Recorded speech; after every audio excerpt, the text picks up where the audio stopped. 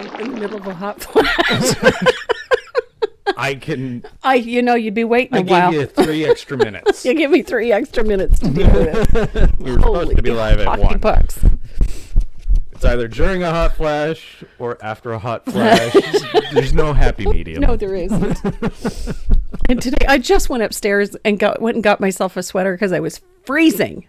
I come back downstairs. I'm sitting here. 2 seconds later, I have the hot flash to end all hot flashes. I could defrost the whole car in one hot flash. Whew. So now I don't need a sweater. I am cooking in my own skin right now. It's crazy. Hi, everybody. You're going to pardon me. I'm going to clear my throat a lot today. I'm still dealing with this crud, but feeling a whole lot better. So thank you so much for all the notes and the messages and the just the comments. You guys have been amazing and so sweet, and it's much appreciated. I did have a bunch of happy mail this week. Some really cool stuff. I of course, I did a little retail therapy. I spent a little time on the Crafty DIYer, which is never safe because she gets some cool stuff in. She's also an Iron Orchids Designs retailer, which led me to spending time on the Iron Orchid Designs website at ironorchidsdesigns.com. That is our shout out for the week. Oh my God. I hope you have a lot of money. Took you a minute. Yeah, I was trying to think of another way to say this. It wasn't I hope working. You're financially stable, because you won't be after visiting this website. Iron Orchids Design. If you're, they do a lot of like painted furniture designs. They have beautiful transfers. They have beautiful. But one of the things that they do have that I absolutely am obsessed with is their stamps. They're on the pricey side. However, that being said, the quality, the detail in them is extraordinary. And they don't make like little stamps. Well, they make little stamps, but they don't just sell you one little stamp. You got to get a whole bunch of little stamps. Anyway, I've been obsessed with farm creatures the last little while. And hello, look what I found on their website. Crafty DIYer stocks these. She's out of Mississauga, Ontario in Canada. Oh, dangerous. Beautiful stamps, though. Absolutely gorgeous. I can tell you that because, hello. Just these incredible, this one is a French one. It's got lots of birds and fleur-de-lis and crowns and script and whatnot. Dangerous. And then my minor obsession with all things postal stamped, like the little round stamps, kind of took a turn for the worst. And I got this. Now, these were intended to do like the knob drawer pulls and things like that, but I could think of a bazillion things I can do with these. And so my minor little obsession just kind of drove me. Butterflies, dragonflies, just incredibly detailed stamps. So if you love doing DIY, if you like doing more home decor stuff, these are the stamps that you're going to want to have a look at. ironorchiddesigns.com is our shout out for the week. They do absolutely incredible stamps. I have a few because I'm obsessed. I'm also obsessed with skulls. I'm wearing skulls today. I have my jewelry on. I've got my little diamond skull on my ring finger. I have my bracelet on. I think I'm still wearing a bumblebee for the necklace. But just to add to my obsession, I got happy mail this week from Vicky Osmus. Look at this. How awesome is that? I love beige because I'm Canadian. We don't really, Spanish is not a common language up here. So, or at least where I live. I think it says siempre juntos. I could really do a number on it and say it the way it's spelt, but I don't think that would be right. Anyway, so there's these mini silicone spatulas, and then this. This is awesome. This wonderful tea towel. I'm so excited about this because I like to decorate for Day of the Dead more so than I like Halloween. There's just something about the whole skull, the whole thing about Day of the Dead. I just love it. And then last but not least, in Happy Mail, I got this wonderful card in the mail.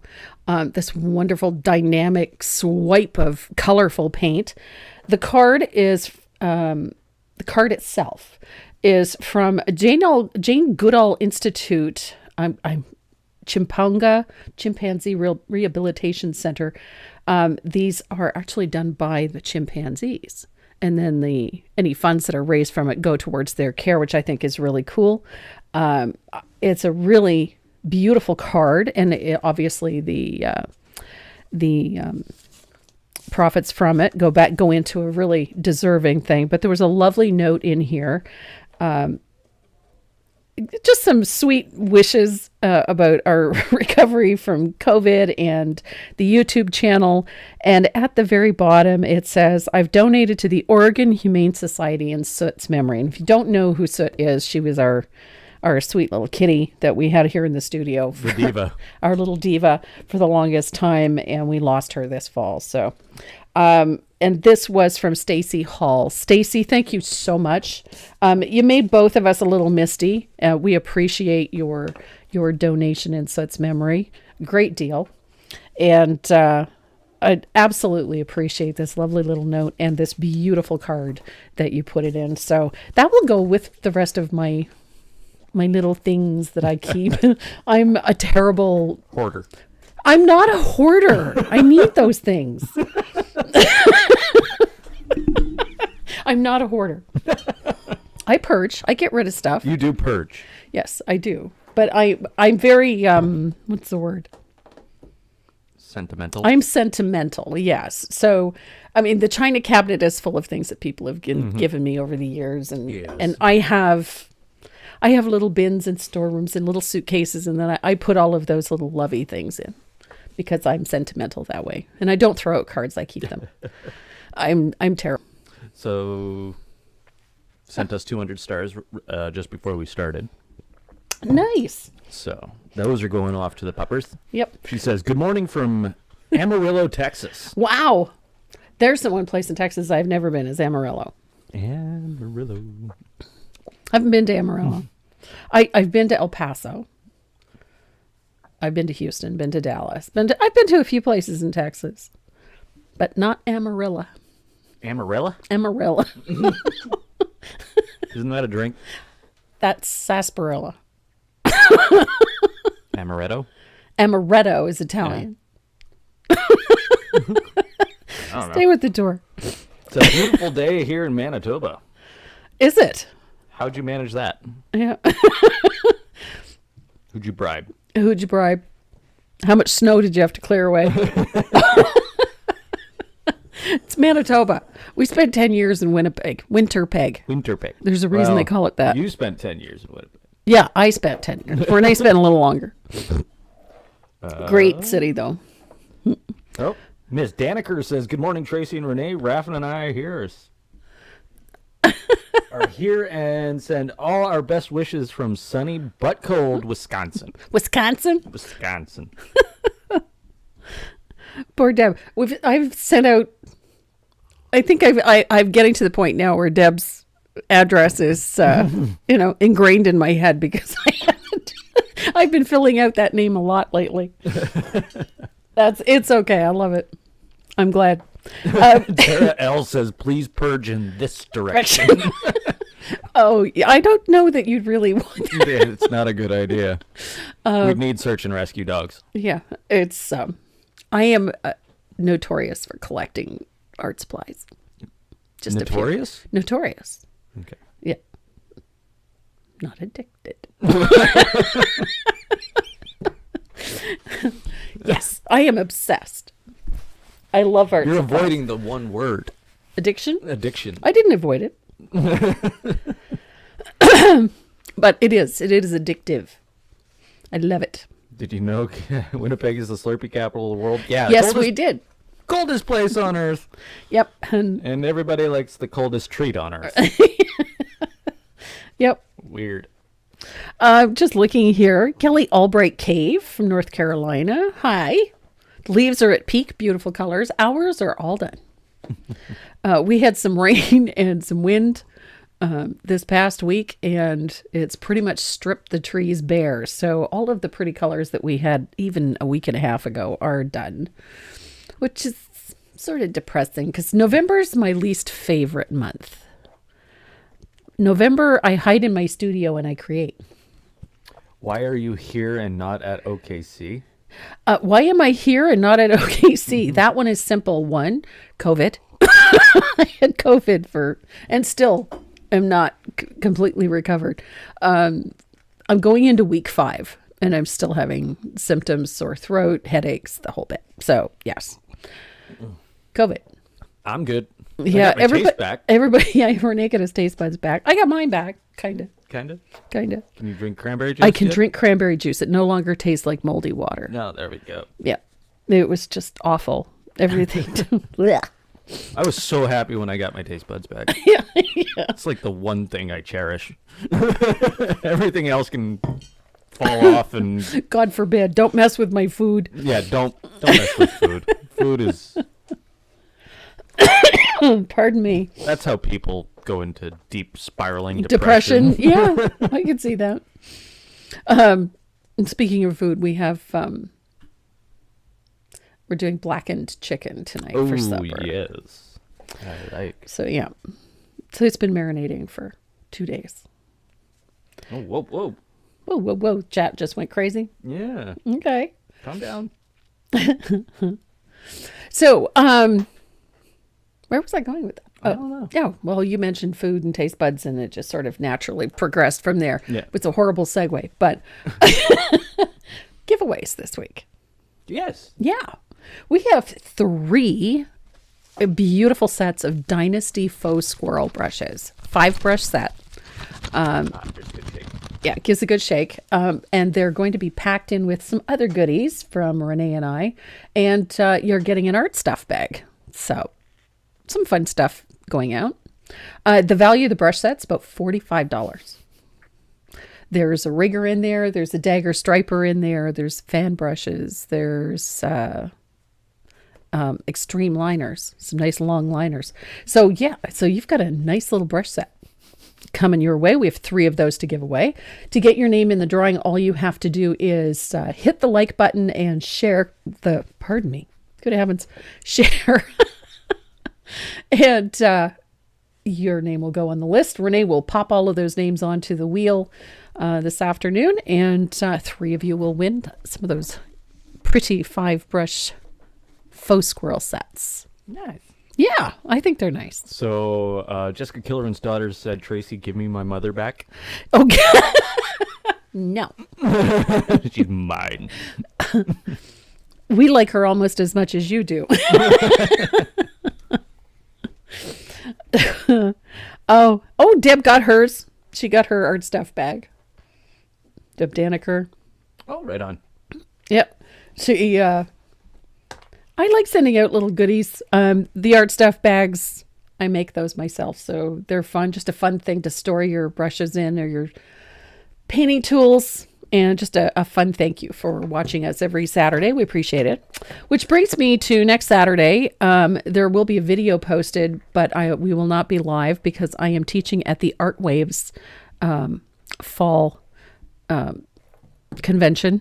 It's a Zoom conference, a virtual convention. So I am teaching on the Saturday morning till about 2:00. So it's going to be a bit of a stretch. So we're going to be filming some video tomorrow so that you have video for next Saturday. We don't want you to miss out. So we'll have some fun stuff.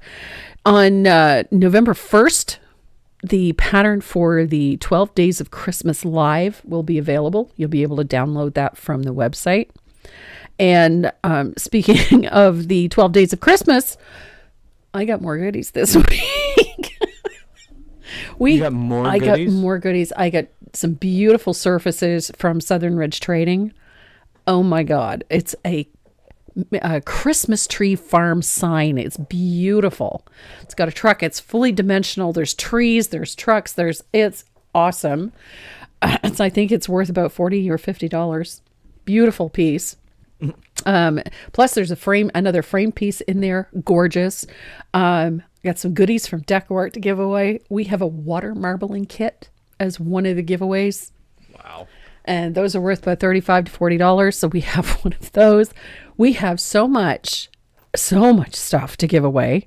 Not to mention, we have some goodies from Stamp Panda Stamps. We have goodies from everybody.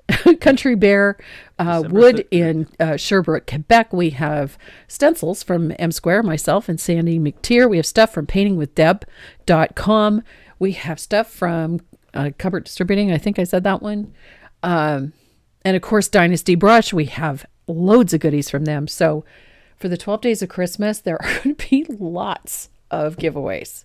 Some really great ones. So I'm really excited about that. It's going to be a busy day. It's going to be a long day. It's going to be a long day, but it's going to be a fun day. Yeah. And so, yeah. I got a question here. Shoot. From Diane Hendricks. Hi, Diane. I bought the new heart cookie pattern. Yes. Will you be painting this on a live? Yes. Also, any possibility of the same pattern full of gingerbread men / Bobs? Yes. She knows me a little too well, I think. Yes. I have another one already designed that is a chain of little gingerbread man along the same line. And yes, they will both be lives. So I'm so excited. Bobs. Tara, I'm not sure if I can explain a withdrawal from arting to my family if there isn't a Tracy fix on Saturday. You'll still get your fix, Tara, I promise you. We just won't be live. That'll be the only difference. See, you are what we call an enabler. Am I? Thank you. I don't know if that's a good thing. It's a compliment. I'm taking it as one. I take them where I can get them. So today we're going to be painting Country Fresh Bacon. I am just absolutely obsessed with these little critter tags, these cattle tags. I can't even begin to explain it. I have had so much fun with this, but I wanted to tell you how it came about. I opened up a shipment from Southern Ridge Trading, and I was busily putting everything away. And at the bottom of the box, there was this little envelope that said sample. And it was this cattle tag, and it had a cow, just the cow's head. And I thought, oh my God, that's so cute. What am I going to do with that? So I hemmed and hawed, and I came up with the one with the cow, the Farm Fresh milk. And I loved how it turned out. So I got in touch with Karen Beaupre at Southern Ridge Trading, told her how much I loved this surface and how quick it came about. And I told her, I said, I need to order some of those tags, but I want a pig. And so she made me a pig, and she sent me that. So it just one thing after another. It kind of Rooster, escalated. Horse, goat, sheep. Yeah, it just escalated. Bumblebee. So now we have bumblebees, we have a goat, we have a sheep. I like the goat. We have a horse, and we have a rooster. So I have the rooster and the sheep are being painted today because, that's what I do. This is the cow. If you haven't seen the cow, I love these. I just think these are so fun. So here's the cow. And this is the one we're painting today. I love this one, the Farm Fresh Bacon, this little pig. I just think he's so happy and just cute as a bug. But I got to find my bumblebee. Where's my bee? There it is. I did the bee this week. Lavender honey. Lavender honey. The bee is flippin' adorable. Now, the fun part about these is that they're elevated slightly. I've done them that way, and I'm going to show you how I did it. But you don't have to elevate them if you don't want to. You can just, attach them directly to the surface. But I really like how that little bit of elevation just seems to give them a little extra life. I wanted these to kind of look like old vintage signage. And so that is my reasoning behind it. I remember when I was a kid, sometimes you would see billboards that had a raised element that was, overlap the rest of the billboard. And that's what I was kind of going for with this. So that is what we're doing today. We're going to be doing that Country Fresh Bacon. Speaking of bacon, I have to get some more. I have to make some more. Yeah. Yeah, because it doesn't last long. No, it doesn't. No, it does not. Bacon is a food group. It is a food group. In this house it is. So we're going to be painting country fresh bacon. So if you guys are ready to get started, so am I. Lori Fife, I keep forgetting about the time change. Yeah, but so do we. What time change? She's in BC. Oh, That time change. gotcha. Yeah. Good morning, Cindy Roberts. Thanks for joining us. Something I did this week too is I set up a Facebook group for Tracy Moreau Live. And so there'll be some fun stuff in there. So if you'd like to join, it's open. You can join. Anybody that watches can join. The only rule is be nice, be kind, be supportive. That's the rules. And be creative. So this is what we're working on. So this little guy, I love this piece. I just think he's so much fun. Such a fun. So this background in here is done with a 1/4 inch stencil. We're using this one, the one that was right in front of me. Oh my gosh, it's going to be a day. You can stop right now. Did not say a word. Didn't say nothing. Yeah. Is that a hint? A not very subtle one. No, apparently. So we're going to stencil these little checks onto the background. Now, you don't have to use the 1/4 inch. I decided to use the 1/4 inch because I wanted something a little finer. 1/2 inch would work too. Come to that. Who said you had to use a check? It could be polka dots if you want to. It's just to put a little bit of pattern back there so it doesn't look so flat. So my base color for this is Prussian blue. I like Prussian. It's a nice blue. It's nice and dark, gives us lots of contrast, but it doesn't read like a black, so it doesn't have that harsh look to it. So Prussian blue is the background. The color that I'm stenciling with is cobblestone. I chose cobblestone because it's a bit muted, still light, especially over top of that blue, but it's not as bright a contrast as if I were to use white or something like that. So cobblestone is the color I use for the stenciling. The stencil brush that I'm using is a 1/2 inch Dynasty Stencil Pro. It's a synthetic. And we're going to use that brush in a circular fashion, and we're going to change directions frequently. And you'll notice the brush is straight up and down.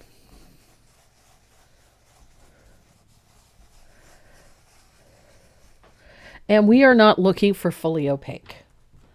I don't even want these to be uniform.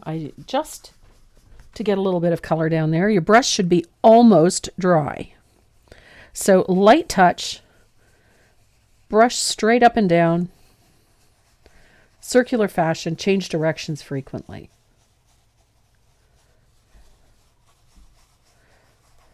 Oops. I should have taped this in place. I don't know why I didn't. Oh. I'm going to grab my tape. Oh, for heaven's sake. I dropped the roll of tape, moved my stencil. This is what happens when you try not to do things. Okay. Now I'm going to line this back up, hopefully. There we go. I'm going to tape it in place because I am not doing a really great job of keeping it in one place. There we go. I should have done that at the outset, but I did not. So, circular fashion, change directions frequently. And you can see that these are not perfectly opaque. They're not even perfectly uniform, and because it doesn't matter at this stage.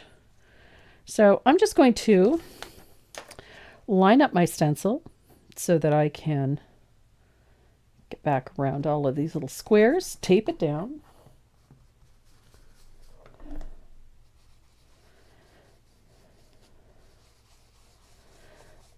So, circular fashion, change directions frequently.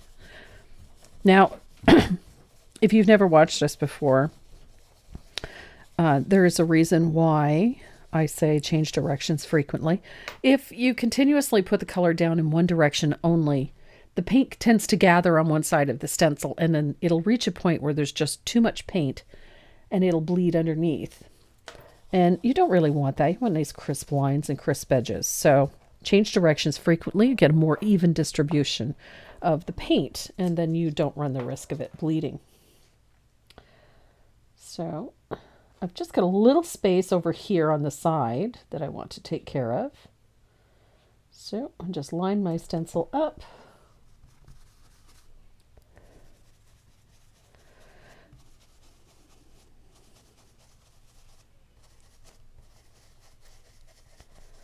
There we go. So I've got a nice uniform look on there. Now, I wanted to show you something. So when it comes to loading my stencil brush, you just pick up a little bit of paint on your brush. You're going to swirl it on the palette. Move my palette in here so you can see what I'm doing. So we get a little bit of paint on the brush, and then you're going to swirl it on your palette in both directions so that you get an even distribution of color throughout the brush. And then you're going to come to a piece of paper towel and just lightly scumble it a little so that when you come over to your stencil like this, you don't have gobs of wet paint. So the brush should be just about dry. And this way, it lays down color, but you don't have it bleeding underneath your stencil. So now, we have finished our stenciling. We have to distress this. And this part is the fun part because you can't really mess this up. And I'm using a soft, this is a medium fine sanding sponge. And I'm going to sand in one direction only. Instead of going all over the place, just go in one direction. I choose to go vertically. But it doesn't have to be. You can do it horizontally too. It doesn't matter. But whatever direction you start out in, continue in that direction. So, and essentially what we want to do is to wear through some of that cobblestone. And then you're going to take your sponge and you're going to distress the edges of your tag.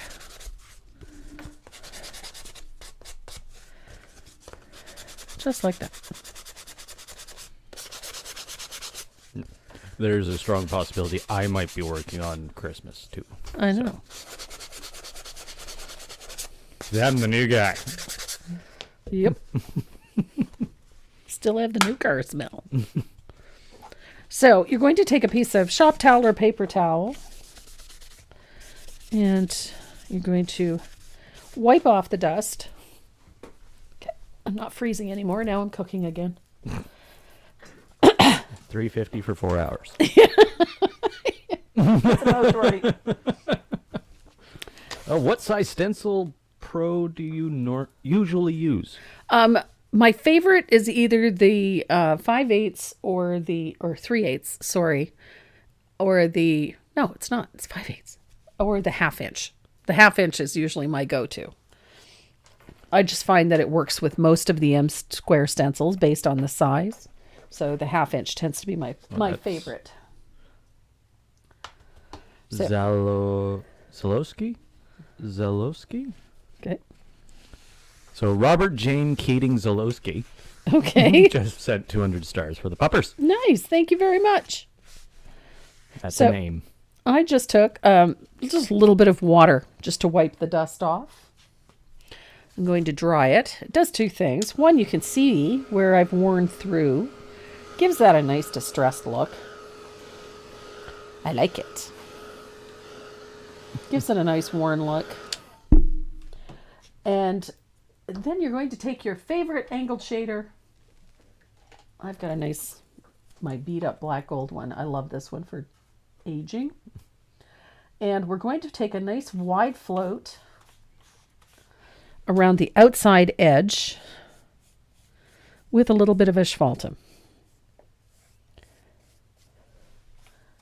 Neatness does not count for this, so don't beat yourself up over it. We're just putting out a nice wide float. I knew that question was coming. What's that? From Linda Sofranco. Hi, Linda. Tracy, is there a reason you don't use your own stencil brushes? For the most part, a lot of the stuff that we do on here is more decorative, and it's small. My stencil brushes, my signature stencil brushes, are used mainly on surfaces that are textured. And they're primarily for larger projects, like big furniture pieces and things like that. They will work beautifully for almost anything, but I prefer to use them on textures because that's what they were designed for. So large surfaces, textured surfaces, heavy fabrics, things like that. That's why. And Miss Daniker's wondering if the background color is Prussian blue. It is. Right out. Good old Prussian blue. I've been using Prussian blue quite often. I love Prussian blue. I used to use a lot of deep midnight blue, but I ran out. And I haven't been able to get any more. So I've been using Prussian blue instead, and I've really liked it. I've been playing with deep Royal Navy, too, lately. Good vibes. Well, I do a lot of painting on black. I like painting on black, but black lately to me just feels a little heavy. And so I've been using darker grays, darker browns, and some darker blues to give me that same contrast. But I'm liking the tone better. That cobblestone looks like warm white after you... It does, but it's not as harsh. If I put warm white on top of this blue, it'd be a really harsh contrast. Yeah. So that's why I went to the... But it looks like warm white. Yeah. But that's why I went to that. So once that float is dry, you're going to take a little bit of Josania's or water, and we're going to put just a light wash of asphaltum over top of everything. And you may notice that I am applying that asphaltum in the same direction that I sanded. Sharon Tucker sends 200 stars for the puppers. Nice. Thank you, Sharon. And a question from JL Brewer. Hello, JL. Did you design your studio logo? Hubby really likes it. My studio logo is Renee's design. That's me. Renee did that. Renee, we were sitting here one day and told him I needed a logo. And he goes, well, design one. I said, I don't have time to do that. 5 minutes later, he had this. Like, see? I think he was trying to tell me that it really didn't take that long. Anybody can do it, really. Anybody can do it, but I don't have the And she wanted something colorful, catches the eye, but also express creativity. Yeah. So And it's perfect. I thought paint blotch, rainbow paint blotch. Yeah. Lots of color. That's me. There we go. I'm Boom. colorful. But I also added elements of like chalk and like other mixed media stuff. Other mixed media stuff. So it made me very happy, and I love it. And it literally took me like 10 minutes. Yeah, I know. I was sitting here while you did it.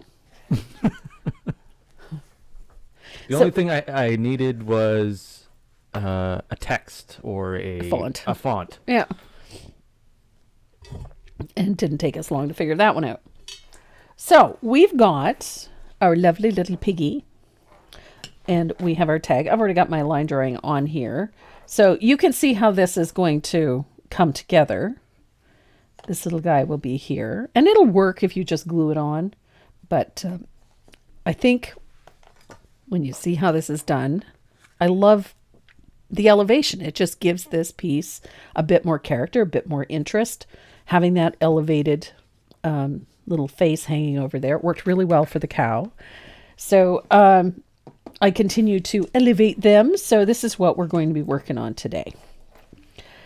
Daisies are a favorite of mine. I like daisies because one, they're simple, they're elegant, they work with a variety of design themes. And let's face it, if you're on the farm, you're going to see daisies somewhere. So daisies it is. I like it. So we're going to start with a little bit of warm white and a number 2 rigger. A number 2 seems to be my go-to for base coating flowers like this. Where the heck is my rigger? There it is. Okay. And the color we're using for those is warm white. And this gives me a chance to show you how I got a ton of paint here. It's in my way. I'm going to show you how I base coat these flowers. If I can get the paint out of the bottle. There we go. It's almost empty, so. There's the logo. People are wondering. Oh. Yeah. There we are. Fun. I like it. So I'm using a little bit of warm white. I'll pull that into the shot. And we're going to thin that out with a little bit of Jo Sonja's Fast Dry Glaze. Those of you that don't know what that looks like, this is it. You can get this from most of your favorite art supply stores. You okay? I am gifted today. I just put my hand right in my palette. I'm telling you. That was like me yesterday. I was making apple crumble yesterday and accidentally sent my new stove to 475 degrees instead of 375 And degrees. she burnt the pecans. And I burnt the pecans. I was not impressed. Pecans. Pecans. So, this is Jo Sonja's Fast Dry Glaze Medium. I use this for thinning my paint, for doing line work, for floating, for just leveling my paint, for my base coats. This is my everything medium. I use it for so many different things. It is wonderful. It extends the paint. It keeps it open a little bit longer. It improves the quality of your floating. It improves the quality of your painting in general. Simply because it does not dilute the paint. It thins the paint, but it doesn't dilute it, meaning that it maintains all of the binders and allows the paint and the pigment to stay together. So that's one of the reasons that I use this. It works exceptionally well. So I keep mine in a little jar like this. And I usually just dip my brush into it and then I thin my paint with it. It will make your life so much simpler. So, a little bit of thinned warm white. I start at the tip of the petals and I pull my paint towards the center in one long pull. As often as possible, I try to do it in one long pull, following the shape of the petal. And I leave a very narrow space between those different petals. So where they overlap, there's going to be a tiny little sliver of space. And then I pull that color one long stroke. So you can see that it creates some long stria. It's not fully opaque, doesn't need to be at this point, so I'm not worried about that. What I am concerned with is creating a flow. So instead of just trying to fill in the space, think about how the stria in the petals of a flower move. And that is this elongated, long lines towards the center of the flower. This just helps create the texture of the petal with very little effort. You don't have to go back in and draw it in. You've just created it. And this moves so much faster. You also do not need to have fully opaque petals. So you can see how I've laid this color down, followed the shape of the petal. So I have these nice elongated strokes. And it creates those stria in the petal effortlessly.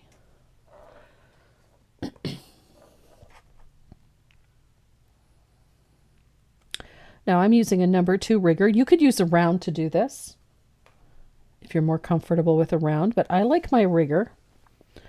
And my paint has got quite a lot of Jo Sonja's in it, so the paint is very thin. Works quite nicely. And I always start at the tip of the petal and work back towards the center. Follow the shape of the flower.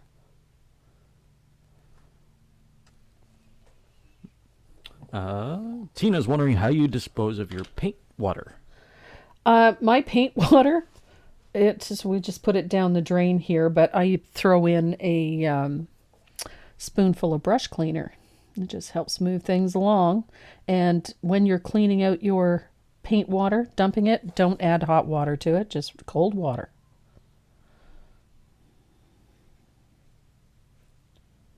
I don't dump paint down my sink, ever. But the paint water is okay because it's just pigment. That's all that's in the bottom of that. So, cold water.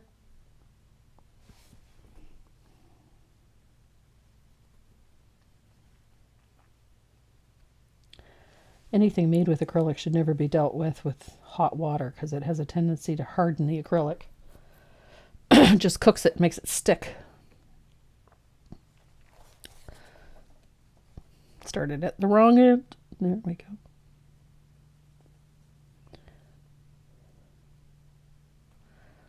So this is what I mean by following the shape. If it's got a curve, follow that curve.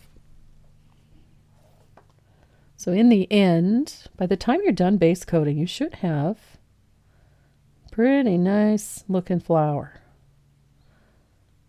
And it should look like a daisy.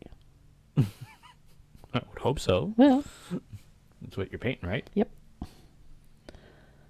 Be weird if it looked like a rose Or a daffodil. or a tulip. Mind you, I've seen people do it. Where they, especially tattoo artists. I've seen tattoo artists do this. Not intentionally. not intentionally, but during the design process, I've seen them Yep. go, I'm making a nice, pretty rose, and all of a sudden, nope, it's now a tulip. Yeah. Because this isn't working right. Because this rose is not looking good.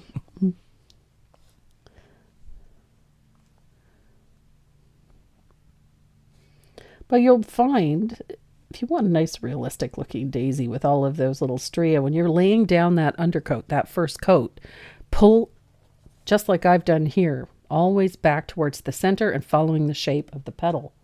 You're going to get a more realistic looking flower. Some of us can make a daisy not look like a daisy. Yeah. What brush are you using? This is a number 2 rigger, which reminds me, there's a nice little number 4 rigger in that brush set, Oh, there you go. in that faux And squirrel brush set. Yeah, it's Yeah. a Dynasty Faux Squirrel. It's a nice number 4, so it's a little bit bigger than this one, but it's ideal for larger spaces. There you go. That's in the So, giveaways today. That's in the giveaways today. There we go. And we got 3 of them for those who are just joining. Yep. Got 3 sets, 5 5 brush sets, yes. 3 5-brush sets of Dynasty Faux Squirrel, and that, as she just said, there's a number 4 rigger Yep. in that set. So we have a center in this flower. I'm going to put an undercoat of white in there. Because it's a yellow and we're working over a blue, just so that we're not torturing ourselves trying to cover that dark blue with yellow. I'm just going to fill this in with a little bit of thinned warm white. You can use gesso too if you prefer, but either one will work. Just a light coat, warm white, just to give us a base. The yellow isn't necessarily going to cover very well. And then we have a stem here. I'm going to put a little coat of warm white on that too. Just because. Just to give us slightly better coverage over that blue. So we have a daisy. J.L. Brewer asks if you have any Remembrance Day pieces. I do. You want me to go get it? Because that's a very special one. It is a very special one. Yes, I Want do. Yeah, sure, if you want to. All right. A number of years ago, I was asked to paint a piece for the Decorative Painting Museum was doing a book. Let's see if I grab it. It's right behind my head, I think.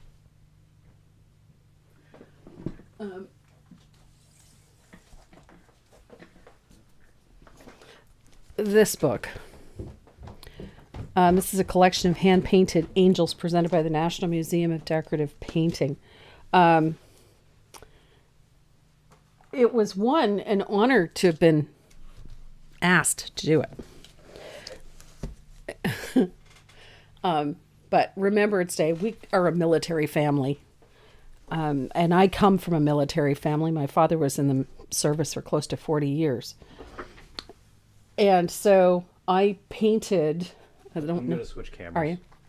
So this is my angel. And this one is called the Flanders Angel. It's on page, I think it's 127 in that book.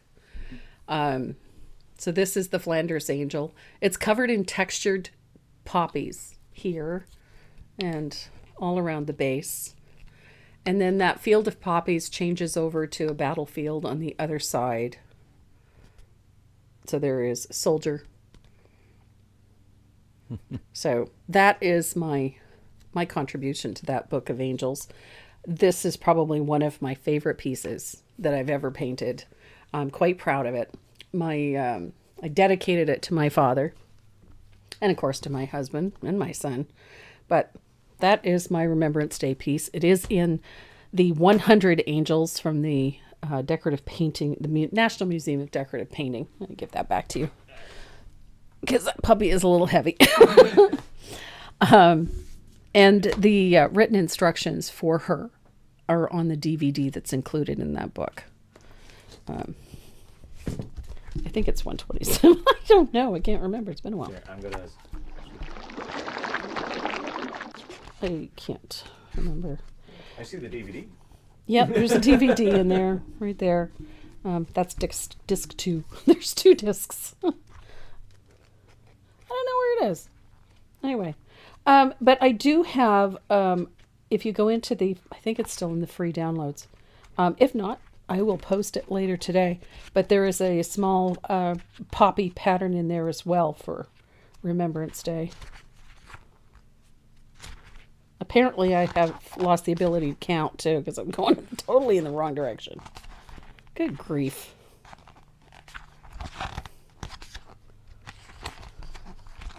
Okay. I don't know. Oh, there it is. Okay. So, this is my Flanders Angel. It's one of my favorite pieces. So... hopefully that answers your question. Went a little bit more in depth than... Yeah, a little more in depth than I had intended, but yes. It's one of my favorite pieces of hers, too. Yeah. You get to see it every day. Yeah. So, where did I lost my piece now. Jeez. Honestly. Here we go. Lights are on. Nobody's home. So I'm going to use a little bit of Sunset Gold. I think I got that name right. I am forever calling this color Golden Sunset. I have no idea why. I absolutely love this one. This is one of Decorwort's new colors for 2022. It is just the bee's knees. I love, love, love this yellow. It's just so rich. So I'm going to use a little bit of that on the center of our flower.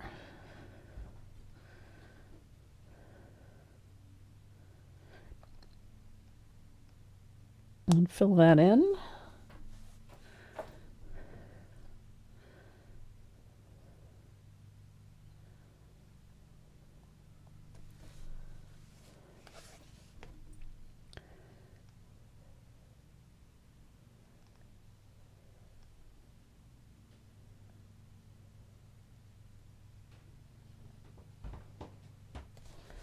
There we go.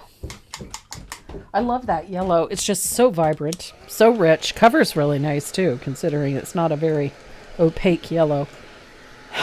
Pardon me. Sorry about all the coughing and the snuffling. Does anyone else see the white paint? It looks like it's giving the bird. It's pointing at the yellow. Pointing at the yellow. Use this. Yeah. There.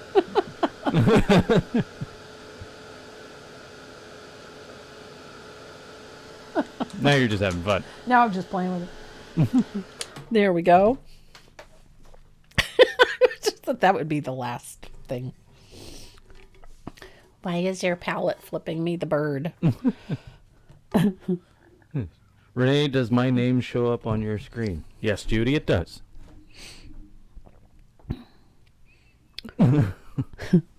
Thank you, Anne. I do. That angel piece is still one of my favorites. Skeleton hand. Skeleton hand, yes. Actually, it looked more like that one. Oh, What? Tina's got an excellent question. Would you explain brush numbering to me? Oh, you know what? Brush numbering is one of those things. It varies from manufacturer to manufacturer. There is no real set standard, which absolutely drives me insane. Because a number 1 by Dynasty is different from a number 1 by Royal Langnickel is different, again, from Silver Brush. But, every manufacturer has their own means of measuring brushes. So it's a hard question to answer because it really technically doesn't refer to the actual size. It's just a means of categorizing them, for lack of a better term. The difference between 10-aught and 5-aught. Again, it's microns. Yeah. Microns, yeah. But she does understand, like, half inch. Yeah, That makes sense. It's like when you look at brushes like this. This one is a half inch, which it is. It's a half inch across the ferrule. That's how they measure them. And when it talks about 10-aught, etc., it's under a certain size. So many points or micron under a certain size. But they vary from manufacturer to manufacturer. So there's no real set way to explain them other than, as a means of categorizing them. So I find it frustrating. I always have. What works for me is sticking with one brand. And then I become I understand what that size means. So, and that's always been my way. I've tried numerous brand brushes. I think we all find one that works for us, does what we want it to do, and then we stick with it. That doesn't necessarily mean that one brand of brushes is better than the next. The big difference in brush companies, I will say, as far as I'm concerned, is their consistency. If I pick up a half-inch angular shader in June and I need to replace it by January and I buy a new one and it doesn't have the same thickness, doesn't have the same chisel edge, there's no consistency in the brand, then that's a problem. I have stuck with Dynasty Faux Squirrel and Dynasty Black Gold for over 20 years because that is the reason. They are consistent. Do we need to share as well as like to be on the wheel? No. No, you don't, but we appreciate one or the other. We appreciate it if you do. If you can do both, awesome. Yep. If you don't want to share it, you don't have to. But you got to do either share or like. Yep. One or the other. So, I've got a little bit of Country Red. Brand new bottle. A brand new bottle? A brand new bottle. Do you need help opening it? Probably. No. You got it. I did. Nailed it. Sandy. What? Oh! Toop. Off it comes. Miss Sandy is in Oklahoma City this week. She can hardly speak. Mm-hmm. They did test her for COVID. She doesn't have COVID. So she's good. It's just a miserable cold. So we're going to shade our lettering, our daisy. Jeez. Bunny leaves. Bunny leaves. So I've got a little bit of Bahama Blue. I love Bahama Blue. I really like that angel, by the way. Well, you know what? She's I think one of my favorite pieces ever. Would you consider it one of your masterpieces? Yes. Yeah. Yeah, I would. It took, well, if personal frustration, tears, that thing drove me insane. Did it? Yeah, the closer I got to my deadline, the more it drove me nuts. Because I couldn't for the life of me think what to do with it. And I tried texturing it and it was driving me nuts. And Karen, she goes, "Why are you trying to texture it?" Because it needs, and then I dawned on me, it doesn't need texture, it is textured. So I stopped trying to work against what was already there. And then it just came to me, what I needed to put on there. I like how on that angel you can tell that it's carved. Yes. It's not completely smooth. It leaves some flats. Yeah, spots. there's some flat spots, and yeah. That's what I like about it. It's an impressive piece. It's cast resin. Is it cast resin? Yeah. It doesn't look it. It looks like it's hand carved out of wood. Yeah. It's cast resin. It's from an original carving. They made the cast from an original carving. That's why. Yeah. That's why it looks the way it does. Yeah. And I think she's probably one of my favorite pieces. Mine's David. Oh, the one in the dining room? Yep. Okay. I love that one. Even though there is no expression on his face, it's very expressive. I don't know why, but I've also been a fan of like Renaissance era Yes. portraitures, Yep. Which I like doing, so. which we have a brand new exhibit coming up, and wink, wink, I'm so excited. wink, wink, nudge, nudge, Renaissance 1200s. Nice. So 1200s-ish to, I think, Be late 1475. Yep. At the height of the Renaissance. Yeah. It's going to be spanning over like 2 centuries. Yeah. So. Exciting. And there's some pieces, wink, wink, nudge, nudge, that may be traveling from a certain museum in Europe, making its way here. Oh. That would be cool. And yeah. It's going to be interesting. Yep. I'll be there. Oh, and our Churchills are up. Oh, really? Yes. Nice. So I'm just shading the base and the underside of these petals with a float of Bahama Blue. So wherever they overlap, I'm just tucking in a little float of Bahama Blue. Like so. Easy peasy.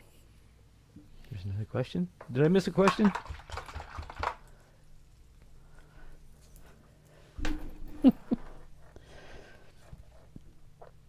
Was Karen there for that day? She was, yes. Karen was helping you out with Yeah. that one? She was keeping my head screwed on. She found it vastly amusing that I was so overthinking it. And then when I finally just settled down and just created, I was fine.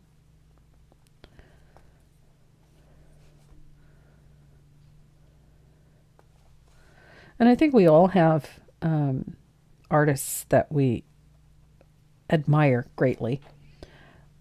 And the artist that I have long admired is the one that unpacked my angel when she arrived at the museum. And she sent me a wonderful note that just gave my ego the stroke it needed. So the E pattern for the rest of the tags, I'm guessing? Yep. That is it all going to be one pattern, or is it going to be multiple patterns? There'll be multiple patterns because they're just a bit too much in them. Yeah. So But Those yeah, are works in progress. Yeah. 3 are done. I just have to finish off the writing. It's That's a lot of painting. well, and I've not been 100%, so I really haven't been painting much. And I've just, spent my time just trying to keep up. So I should be back to fighting strength this week and get all the patterns. I've had a few things that I have had deadlines for, some workshops and whatnot coming up that I've had to prep for and things. So I haven't really had as much time to spend just sitting and playing and painting. Oh, there's Peggy Jones. Hello, Miss Peggy. So there I took a little bit of warm white and just put a little float out towards the tip of the flowers just to give us a nice little bright punch out there. Now I'm going to come back in where I put that Bahama blue and I'm going to float with a little bit of asphaltum. And I'm using just a tiny amount and I'm blending it out well because we don't want this full strength. We just want enough to change the tone of that blue. And this one's a pretty easy float because you really don't have to be too neat and tidy about it because it's just down here towards the center, right over top of that blue. Little bit thinned, heavily thinned asphaltum. Ooh. Linda's got a good question. What's that? Will we be selling the animal heads separately? We will. Just right now I'm trying to keep up with the tag sets, but yes, we will have some available.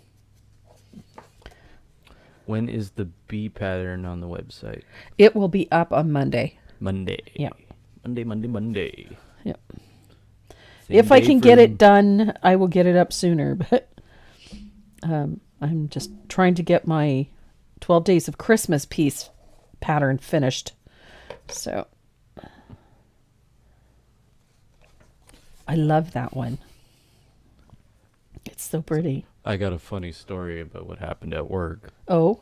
we got a very it's a good complaint, but at the same time, well, it's a constructive complaint. Ah, okay. Well, those are okay. Yeah, and I'd much rather see those at an art gallery than Yeah. complaints about anything, really. Yeah.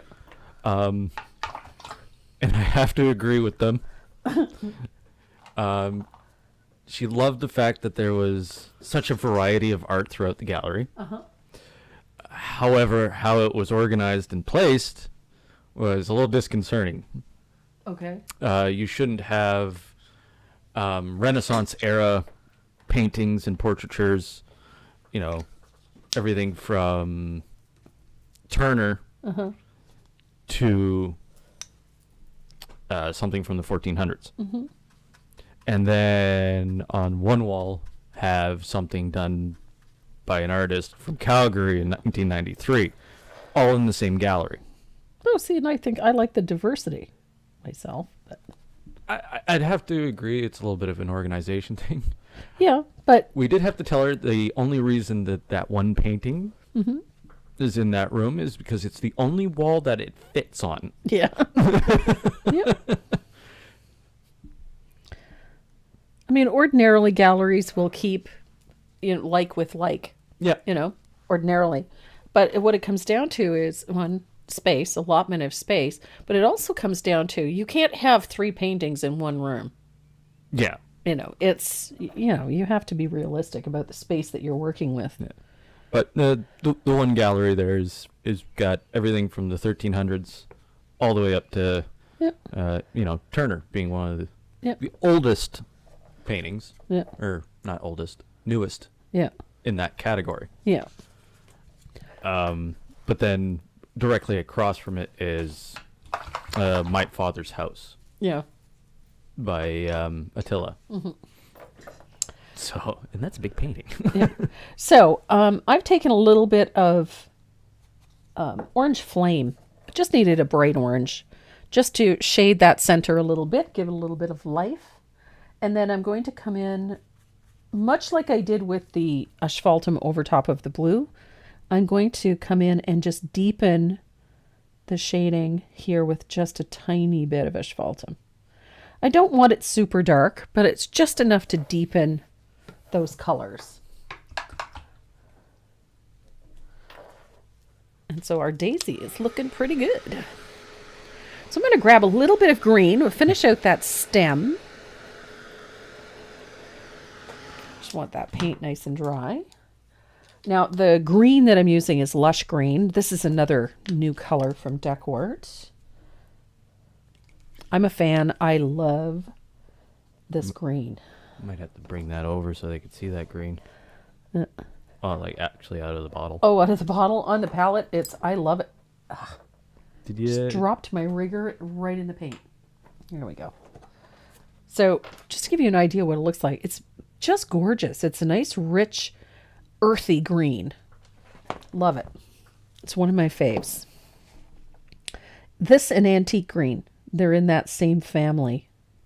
The antique green's a little more brown, which works nicely for me. I love that. But I love this earthy green in this Lush Green. And this works beautifully with so many different shades of green. You can pair it with margarita. You could pair it with, what's that other green I've been using? Sprout. Love this one. This is another new one. That's a green? It's a green. It's a yellow green, a high, like an acid Yeah. green, but I love that one. It's a really great one. I was gonna Wonderful say, color. like, that's bright. Yeah, it is. It's almost like that neon green that you got there. That Not quite. It's more yellow. yeah. Yeah. It's more yellow, but it's a great green. Lovin' my daisy. Piglet. Now, as for the color palette in this, you might have noticed, I chose colors for this palette that were going to be complementary to each other. The blues, the yellows, the whites, the white and the pink, the yellow and the pink, the red and the pink, the red and the blue. They're all complementary colors. So that's one of the reasons that aesthetically this works quite easily. It's easy on the eyes because all of the colors work together. Do you ever save the paint from your palette? No. That's too much trouble. I have more paint than Carter's got little liver pills. So. Nope. I think there's a dog coming inside the house. Don't tell me Dad's got you watching her on the camera. What's that? No. Okay. My husband's got the camera set up to watch the dog, so if she's in the garage and he's downstairs in the gym, he knows when she's on the move. So, we're just about there. I'm going to do a little bit of finishing work on this daisy, but I have to clean my rigger first because I dropped it in my palette. Honestly. I gotta go one better. I'm gonna give myself a clean palette. No wonder this brush looks like it's seen better days because I've dropped it in my palette so many times. It's covered in paint. There we go. So I'm going to grab my rigger. We need a little bit of warm white and a little bit of asphaltum. I think I need a new bottle of warm white. This one is empty. It's okay. So a little bottle of warm white. Now, if you have a stylus, you prefer to do this with a stylus, then by all means, go right ahead. I have a stylus. Don't ask me where it is. So I'm just adding little dip dots, variety, various sizes. This is my highlight to my little daisy here in the center. I like to take those little dip dots out past the edge of the center onto the petals a little bit. This just softens the center. Doesn't make it look so hard and confined. And then we're going to do the same thing with a little bit of asphaltum.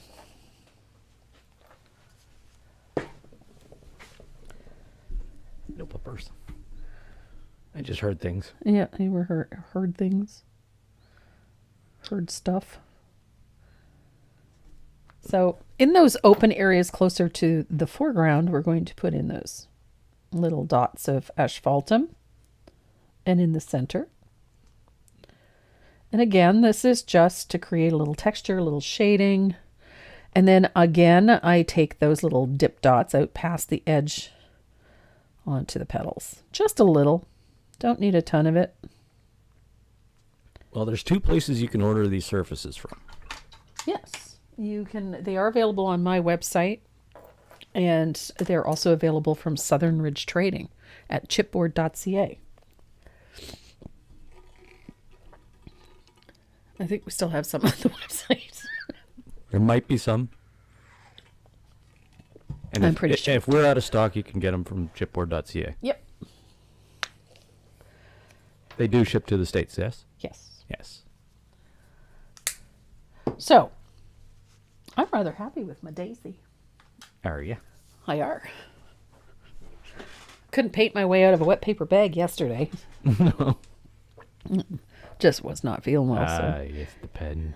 So I have switched from my Uniball Signo, which was this one, for no other reason other than that the price of these ones has gotten exorbitant.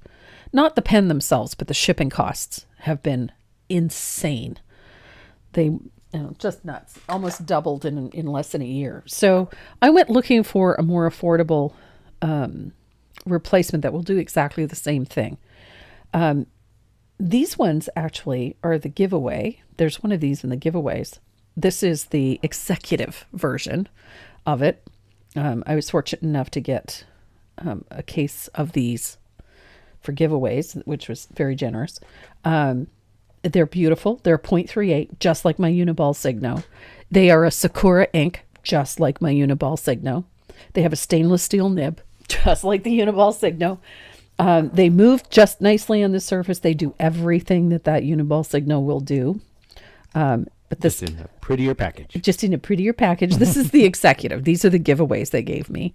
The other one, of course, I don't have one of them here because I've been using this one. Is it this one here? The other one is like this. This is the red version. I got them in red as well because I use the red one for tracing and transferring. But this is the one that we have on the website. We have this available in red and black. This is the executive one. These ones are the ones we're using for giveaways because they gave me a couple of cases of them to give away. So beautiful pen, but the proof is in the pudding. So I'm going to try that real quick. So I'm not trying to do this on wet paint. I frequently do this. I like the appearance of this little sketchiness, these little tiny details that you can put in with this pen.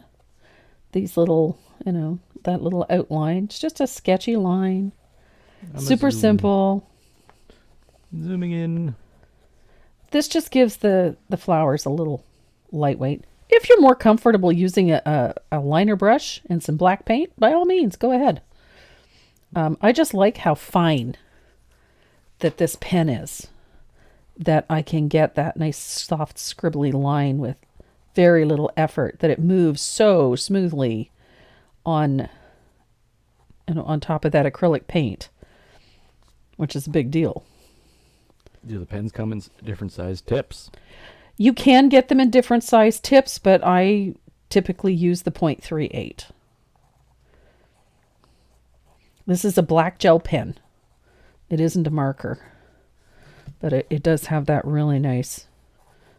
If you're looking for a drawing pen, we stock the Tombow drawing pens in different sizes. I have another shipment coming Monday, sorry. I keep thinking today's Sunday for some reason. Okay. But yeah, for drawing, I use my my Tombow drawing pens. For my artwork, outlining and whatnot, I use this one because I just love how it looks and how it works. That was out of nowhere, Jessica. What's that? No, she just says, I love pudding. She loves pudding. Okay. Somebody check on Jess. So I just like this. This to me just softens things, gives it a nice little outline, and creates a little bit of texture too at the same time, which is always fun. Does the ink run when you seal it? I spray everything. Absolutely everything. Because I work with so many different media, it's just simpler. I take it out to the garage. I hit it with a couple of coats of matte spray after I'm done. That way I never have to worry about sealers causing any of this to run. The spray does not bother it at all, but if you were to brush something over it, it might smear. I haven't had it smear, but it might. So it all depends on how long you've left it to dry. So there's so many things. So to avoid any issues at all, that's all I do. Take it out, hit it with a couple of coats of matte spray before I do anything else to it. So, but these are the ones that I love, and these executive type, this nice black finish, those are added to our giveaways. Boom. Boom. I love how it looks. I think it just makes for a very pretty daisy. So now we have to tackle this lettering. Bacon. Yeah. Bacon. Well, for about the last 6 months, I've been making our bacon. Yeah. Haven't really had to buy bacon. I haven't bought bacon in quite a while because I've been making it. So. You said the proof is in the pudding, and Jessica said, I love pudding. Okay, there we go. Okay, that makes context sense now. Makes a big difference. I didn't catch on. Yeah. Tracy, will you be getting more 1/4 inch Stencil Pro brushes on your website? Yes, I'm just waiting on an order right now. But I'll tell you right now, you can order them through the Brush Guys. And you're going to get them at 40% off. And if you use the coupon code Tracy M, you'll get another discount on top of that. So all Capital of the Dynasty, Capital M. All of the Dynasty brushes on the Brush Guys website are 25 to 40% off of their regular list price. So if you're looking for brushes, that is your best resource. And they carry my stencil brush. They carry the Stencil Pro stencil brushes. Plus, they carry my Faux Squirrel and the Dynasty Black Gold. And the Microns. Jessica says, it's okay, you can call me crazy. Okay. Once you use the matte spray, then what? Do you use paint or gloss? I use usually a matte varnish. That's my go-to after I use a setting spray. I use matte varnish, but it's just my preference. To be perfectly blunt, the higher the sheen level, the more durable the varnish. So if you prefer a nice gloss finish, then by all means use a gloss varnish. I'm partial to matte finishes. I prefer them. That's just always been my go-to. Mostly because I have to photograph everything. And Ellie Purcell asks, where can you get the gold pens or markers when you do the sides of the boards? I get mine from Amazon. They are available at Walmart. I found that Amazon usually has the best selection and are generally the least expensive. And I use these two right here. This is the Deco Color Prime Premium Gold Paint Pen.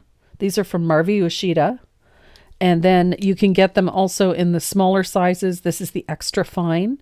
And you can get them in gold and silver. And those are the ones that I use the most frequently, and I get them from Amazon. I'm eager to see how Tracy paints the small lettering. I think I botched mine on the gnome. Oh, no. That was Patrick. My membership group has been doing a gnome challenge. We've been kind of focusing on some simplified drawing skills, some drawing skills. And I posted how to draw a gnome. It's just a simple little how-to thing. Posted it up on the membership group and then challenged them to create their own design using that technique. And they got off to a little bit of a slow start, but now I think too, it's also the season. They've all been just creating some of the cutest gnomes. Very clever, using their imagination, using their own creativity. They've come up with some really incredible designs. So on the 30th, which is tomorrow. So if you haven't got your gnome design posted yet, either on the Facebook group or in the community tab on YouTube, do it today, because tomorrow we put all those names on the wheel, and we've got a nice little prize for you. So I'm excited about it. 3 of you get a nice little prize just for participating in the gnome challenge. And then we have the pear challenge too. People have started how to draw a pear. We posted that. Is that a lighting challenge? Pardon me? Is the pear a lighting challenge? No, it's a drawing challenge. Oh, it's just a drawing challenge. Yeah. Okay. So again, the challenge was to draw it and then create something using the pears. Cool. Yep. And Marge Eaton posted hers the other day. It's gorgeous. Beautiful, beautiful piece. So I'm quite impressed and very excited. So excited. I love seeing what they do creatively. And they are a creative bunch, let me tell you. So I'm using a number 2 rigger and some country red paint in this lettering.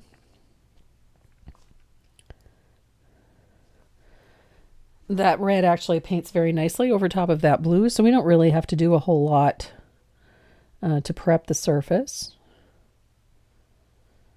And I've thinned out my paint with a little bit of Joe Sonia's, just a bit, just to make the paint move. Uh-oh. I hear a squeaky toy. I think Dad's taking her outside. Are you going to be posting the gnomes on the general group to see too? Absolutely. Yes. Let's see what you guys are missing out. We have so much fun.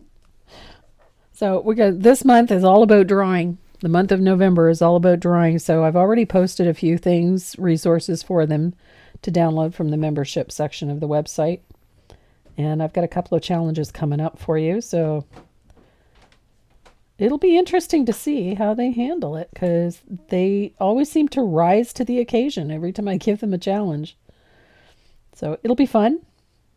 And then the members live class at the end of the month, they're going to be doing a bit more in-depth drawing course, drawing for the night.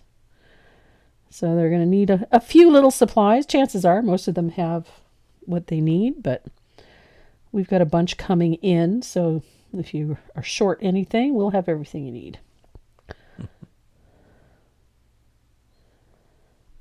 I'm excited about it. And we did color pencil last month. I was a nervous Nelly doing that one. I don't think you had anything to worry about. No, they seemed to be happy, but I mean, I had never taught colored pencil before, so that was a new one for me. That was a flutterby. What was a flutterby? Oh, it's the sticker backing.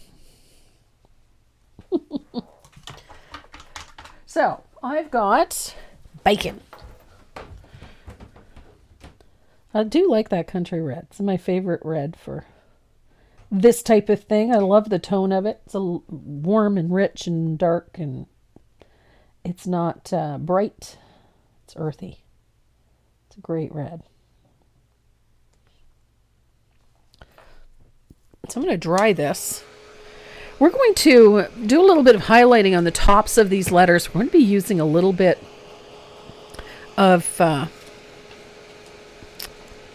that, here we go, sunset gold. I keep wanting to call it golden sunset. I have no idea why.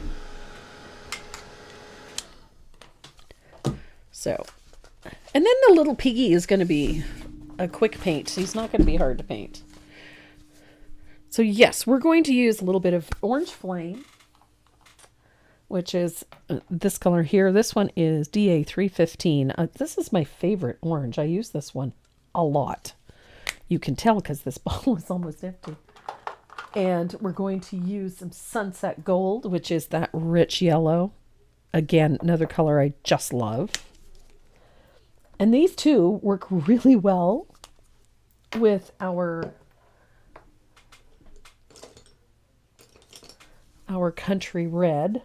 And I'm switching to a 3/8 angled shader. This is a faux squirrel, a well-loved one from the look of the handle. And we're going to start by highlighting the top of the letter, and I'm going to use a little bit of that orange flame. It's a great orange. And a little bit of that Joe Sonia. So we're just going to kind of float. I don't like to call this a float because it's not really a float. But we're just going to pull a little of that color in and then come about halfway down the letter. Just like that. So that highlight comes about halfway down. And we're going to do that on each of the letters. And you'll notice that I'm just using the brush on its chisel edge. It's not a traditional float. Primarily because that's a small space to try to get a float in. So tip of the brush, and then I'm just going to work it down about halfway.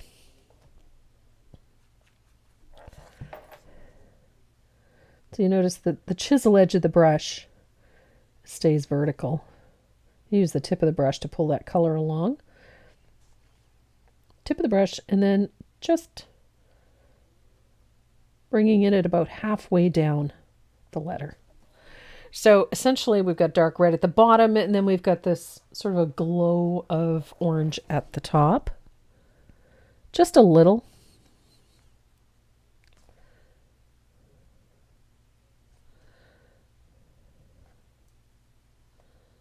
And ta-da. So about halfway down. So it's not an in-your-face float. It's not even bright, to be honest. It's just there. If you find that it's not really standing out, don't be shy. Go back in, do it again. Another layer can't hurt. I kind of like it when it gets a little bit brighter. And then we're going to dry that.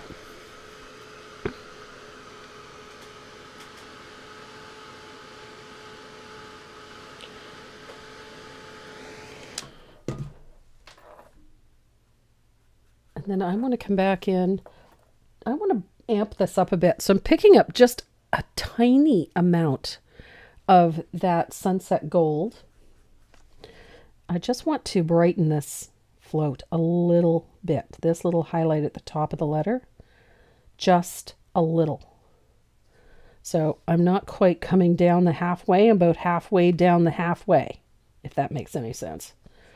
So the first float came halfway, so we're going to go about 1/4 of the way.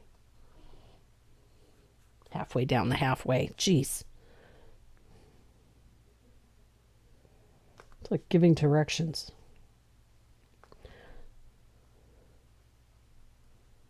So just that little bit in there. If you find this too fidgety, don't worry about it. You can just put a stroke of it in. It's fine. But mine is just not quite as bright as I wanted it, so I'm putting a little extra in.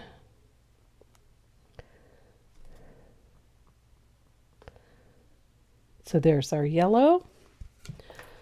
And I'm going to grab my liner brush. I've got a 10-aught extra long detail liner. And I'm going to take a little bit of our Sunset Gold, and we're going to add just a stroke on these letters right here. Nice little stroke of that Sunset Gold. That's our highlight. And it's just towards the top of the letter.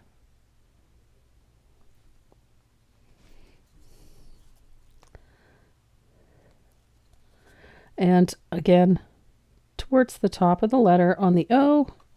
It's just a thin little line, so don't beat yourself up. Don't worry about getting it absolutely perfect, because it doesn't matter. It's just a little bit of light at the top of the letters. Little light impact point, if you will. And there we go.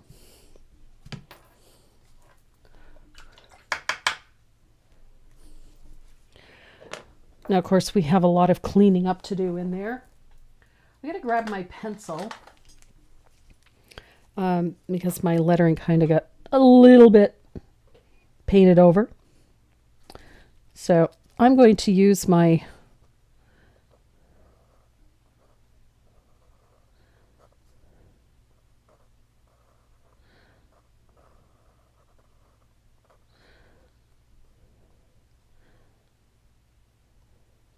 I just want to use my little pencil here to put the word fresh back in.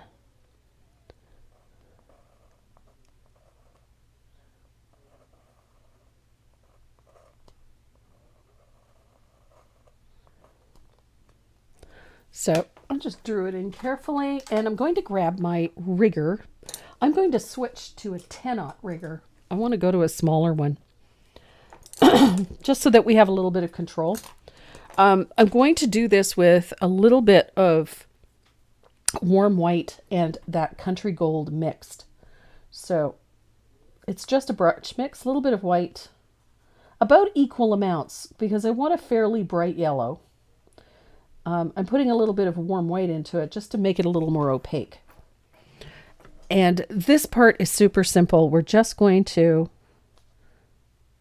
I start with stroking in those little bits at the top of the letters and the bottom, like so. This part's going to look rustic. That's okay.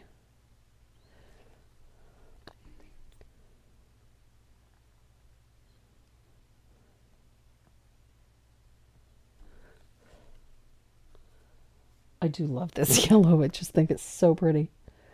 So our farm fresh, country fresh, I should say.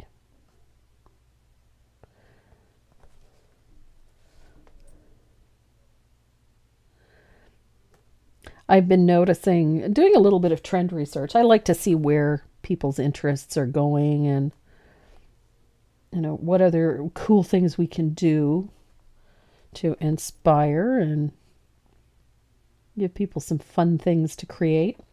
So a little trend research goes a long way, especially in the creative industry.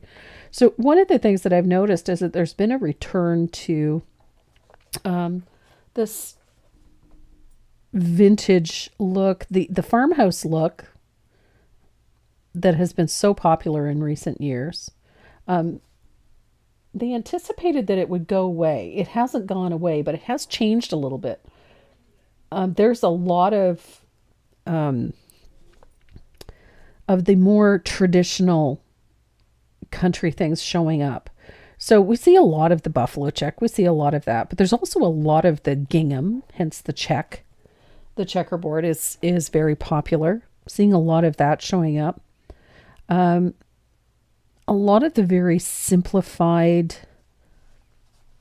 country parents or farmhouse parents, but I'm also seeing a lot more of the very traditional old style country stuff coming back, which is really nice. The color palettes obviously are a bit more contemporary, but the styles that, you know, more vintage country style, farmhouse style, Western style, that stuff is really showing up a great deal, which really appeals to me because I'm a country girl at heart. I do love this particular style. So we're going to add a little shading to this lettering in here. I'm going to do that with my black pen because I can. And I'm the boss of me, so. Are you? I are. Sometimes you can't control yourself. I'm still the boss of me. Yeah. It means that me gets to do whatever me wants. So I'm just putting on one side of the letter just a little dark line, just to act like a little bit of a shadow, especially over top of the white lettering, so it shows, or over that daisy, so it shows up. So I'm going to dry this well. Joyce Victor is watching. Liette Leonard is watching. Hi, ladies. Thanks for joining us. Wouldn't this be an oxymoron, a smiling pig and bacon? It would be. Yeah.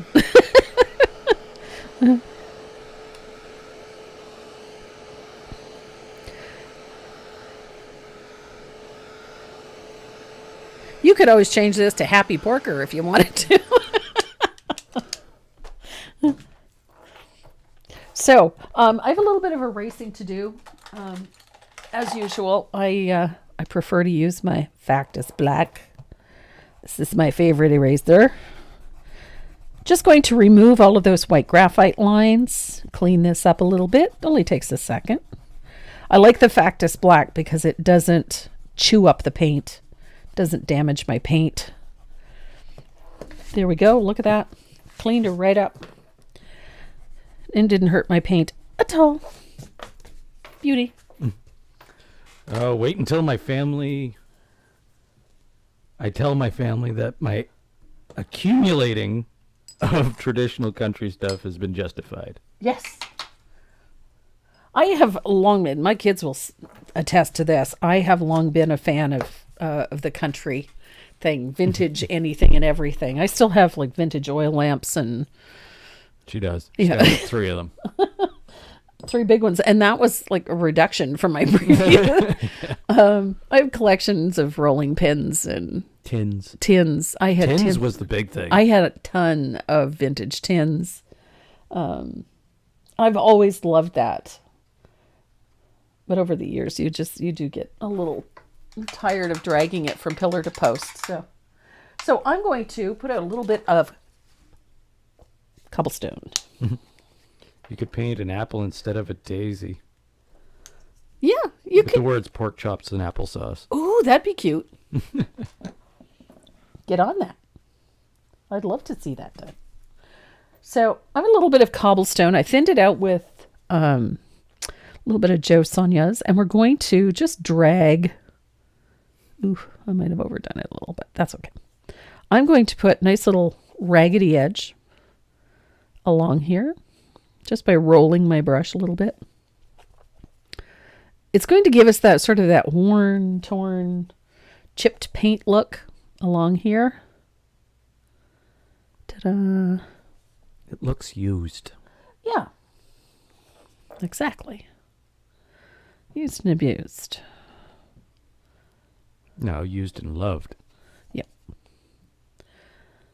So, a little bit. I'm a fan. I always credit Chris Hoy for showing me how to do this. I just thought it was such a neat way to finish an edge on a surface. And it seems to work with so many different things, but I really like how it looks with this sort of vintage country appearance. So I've got sort of this broken, peeled, chippy paint look all the way around the outside. I'm going to try it real quick.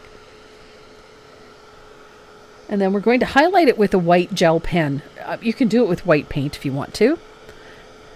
Hi, Rosie. Rosie Matsumoto is here.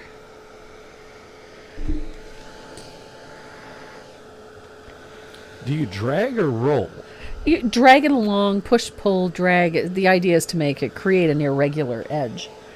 So, yeah, I pull it along, drag it along, roll it along.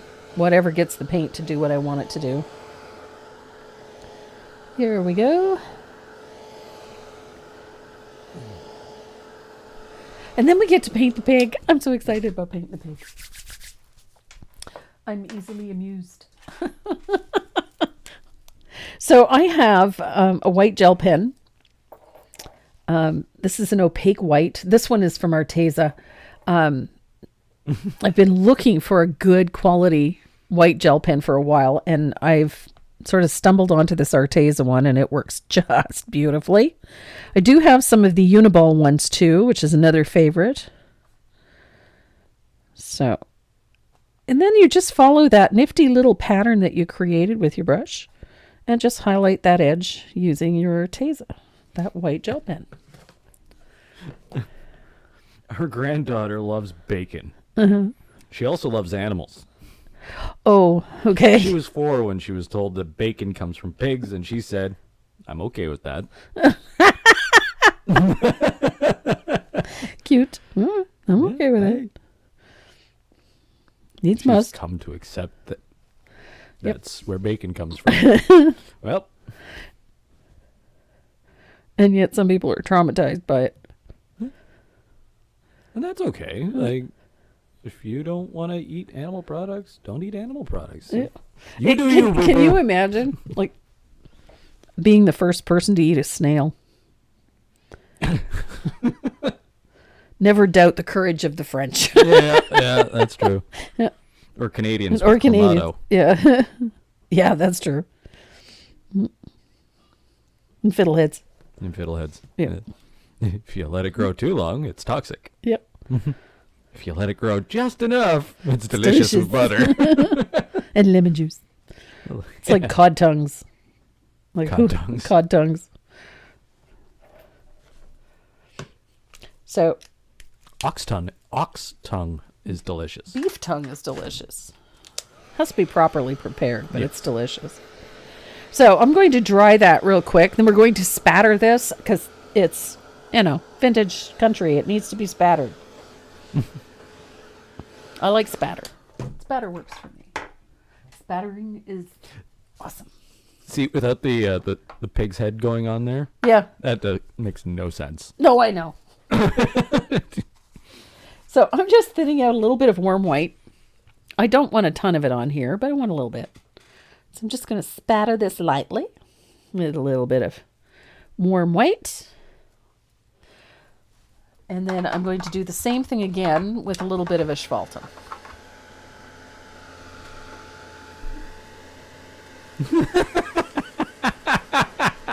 What? When my daughter was 4, she watched our beef critters, or our beef cow, or cattle, Cattle. Yeah. go on the trailer, and she said, "I'll see you soon on my plate." Well, That, just that, brought that up in is a reality. 4-year-old that understood how life works. So I've got a little bit of asphaltum spattered on there, a little bit of warm white spattered on there, and the tag, for the most part, is complete. What kind of tip is the Arteza pen? It is a 1 millimeter. 1 millimeter. Yep. 1 millimeter. 1.0. These are quite nice. I was very impressed with these. There's a lot of white gel pens out there, but not all of them are fully opaque. And that's what I was looking for, was that opacity. So when I came across the Arteza one, I was very impressed. So is our tag. I managed to spatter a little bit of... I'm going to set that off to the side. And now we have to paint our pig. So our pig, he's actually a really easy paint. He's not difficult. These are the base colors for our pig. The vintage pink is the bulk of his head. His snout and lip are cotton candy. So essentially I just used 2 values of the same color. His tongue is country red. And his eyes are lamp black, obviously. And our shading color for this is the country red.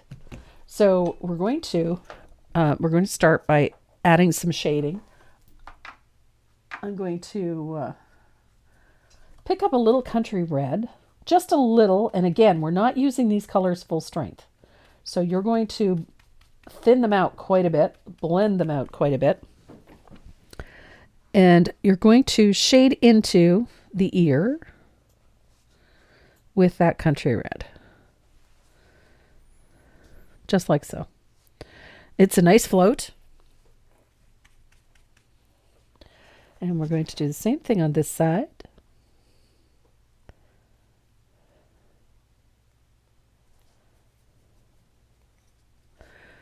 So we've got that nice rich pink, essentially, in there. And we're going to do the same thing. Oh, come on, turn. Right along the bridge of the nose, right over those eyeballs. Over here. Now I made a boo-boo. I made a boo-boo. There we go. There. His cheek is too high on this side. I just realized that.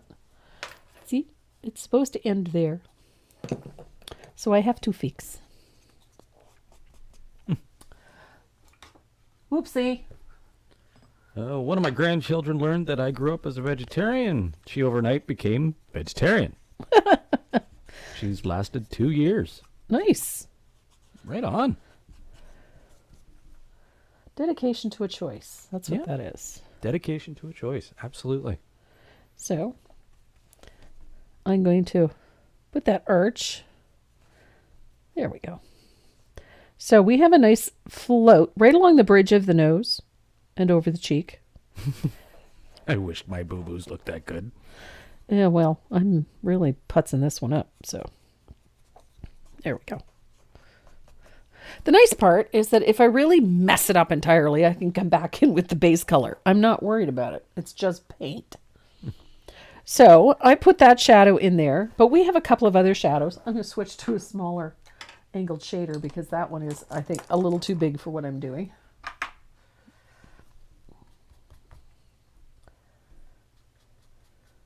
There we go. Now we are cooking with gas. We have stores that sell cows' heads. Yep. In the meat department. Yep. Used for making broths and stews. Yep.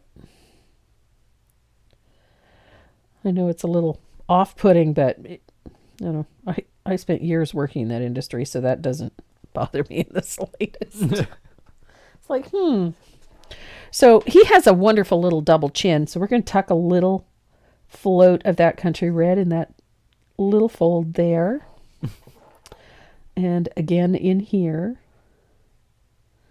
I'm liking the little double chin. Look, little float under here.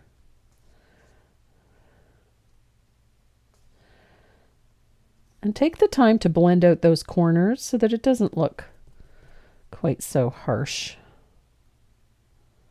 There.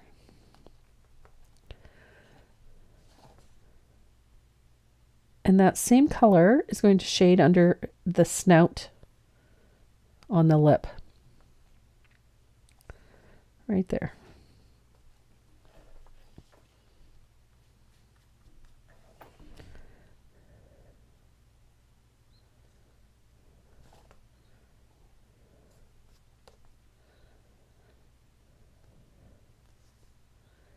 He's cute.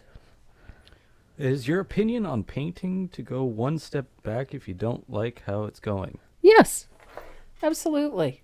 I'm of the opinion that if anything, it goes south of the border on you. There's nothing wrong with taking your base color and going back in. There's a couple of little spots in here that I'm not thrilled with. I made an error when I traced my line drawing on, and so this eye was actually not sitting where the cheek was. So when I put my float in, I took it a little bit lower so that it would join up at that point. So I have to go back in with a little bit of paint and just touch up that eye area a little because the eye is not quite shaped the right way. If you look at it, they're not quite lined up. So I'm going to take a little bit of that lamp black and I'm going to come in close to that new line that I created and fill in that little space that I left so that I have a nice clean line. Just like that. So now that eye actually meets the line that it's supposed to meet because it wasn't. You couldn't really see it because of the shading I put in place, but it's fixed now. That's the main reason you don't see cows' heads in large stores or in butcher shops here in Canada and North America in general. It doesn't look good. It's not appealing. It's not appealing, but the other thing too is that our daily diet, the average person in our country has no idea what to do with that. Our meat has always been prepared for us. Yeah. So, I know. So, and I won a pig's head at a festival in Germany one time. I gave it to my Oma. She made a whole bunch of Kopfkäse out of it. It was great. She knew what to do with it. I didn't have a clue. But it's still... Yep. Doesn't mean you can't go to like Victory Meat Market. They'll if you ask for it, they'll get it for you. Oh, yeah. And they'll do whatever prep that you need. Most good butcher shops will. Yeah. Yeah. There's a butcher shop on the north side. You ask for an animal's head, you'll get it. Yeah. They have it all. Yeah. At the I can't remember the name of that butcher shop. It's on the north side of the river. Yeah.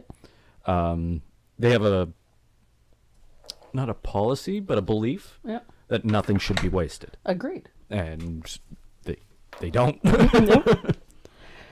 So I floated a little bit of lamp black onto the tongue just to divide the tongue a little bit.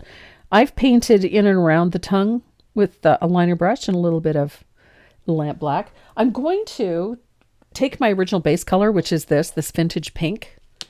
We need to create some texture on this nose. So watch this. I'm going to, a little bit of vintage pink. I want to create a little indentation for the nose. So I'm just putting a little float of the vintage pink, little C-shaped float at the base of that teardrop for the nose.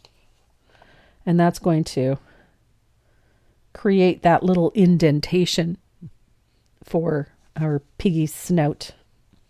I think he's so cute. So that is our vintage pink.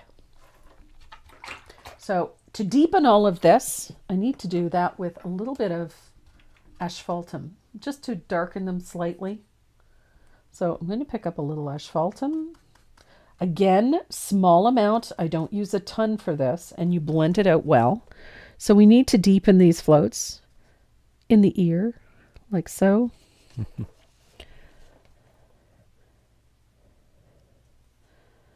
Now the float, for those of you that perhaps are just beginners at this, it's essentially a side load. So you're putting paint on one side of the brush. Make sure there's a good amount of water in it. And then you blend the brush out on your palette until you have a dark value at one side of the brush. And it gradually fades out as it goes across the base of the brush. So that when you lay your brush down on the surface, you get a gradient. So the darkest value always goes towards the line or the space that you want to create. And you can deepen floats this way. So wherever I put the country red, I put a little bit of that asphaltum. What can you use chicken feet for? I see it in stores. Your dog. Yeah, they If make you have a great dog dog, treats. Best dog treat ever. Yep. Great dog treats. They're also great for making soups and stews. Yes. Yeah. Same with ham hocks. Yep. Chicken feet make great soups and stews. They're awesome. They just, for flavoring the stock. What's the difference between stock and broth?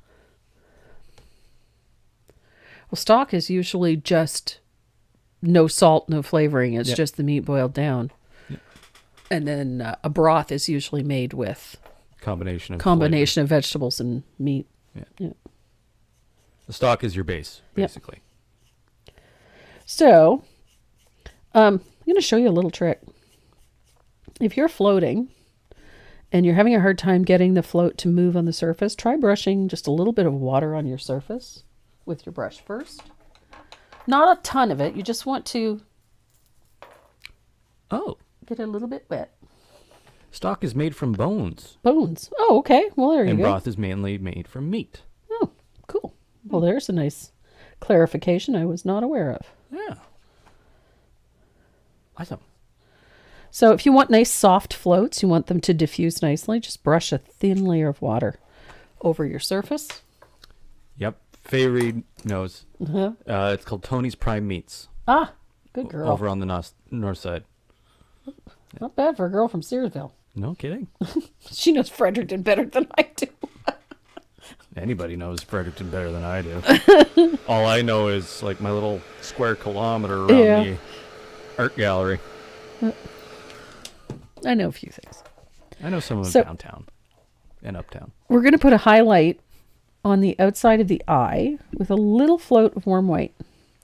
And I'm coming in just a touch from the edge. I like to have that, millimeter of space from the edge, just like so. That's going to give us a nice little bright highlight.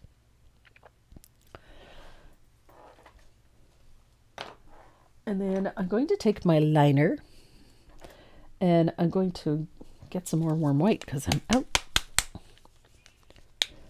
This is the fun part. I find when you're painting something, the eyes make all the difference, especially when it's something like this. The eyes make all the difference. I'm picking up a little bit of warm white on my 10-aught extra long detail liner. And I'm going to put just a thin line of white right at the top edge of that eyeball. Just like that. Is Fredericton a big town? Yes. Yeah, it's a big town. It's a city. It's classified as a city, but it is a big town. Yeah, it is a big town. I think the population is around 75 to 80,000 at this point in that ballpark. Yeah, doesn't it double with the universities? Yeah, when the universities are in session, it almost doubles. We're a government town. This is where it's the provincial capital, Fredericton. We don't live in Fredericton. We're outside of the Fredericton. So the highlight going to be on the upper left side on that, right on that edge of that first highlight. And then the one on the other eye is going to come just slightly left of the center. So we have a nice little highlight on our eyeballs. Mm-hmm. And then that same warm white, you're going to put a stroke that follows the edge of that flip in the ears. So I got the numbers. Yeah. So in June 2021, the population of Fredericton was 63,116. Mm-hmm. And in October 2021, the population grew to 108,610. Yes. Just to give you an idea of when the universities kick in. Yeah. We have 5 universities here. And that's just Fredericton. Yeah. So it's University of New Brunswick, Mount Allison University, St. Mary's University. Mount Allison is not in Fredericton. No, it's a campus of Mount A. Okay, yeah. So we have Mount Allison campus, and then we have St. Francis Xavier and St. Mary and UNB. So St. Mary's. So a total of 5 universities are represented here. Yeah. And all in one big area. And all in one big area, yeah.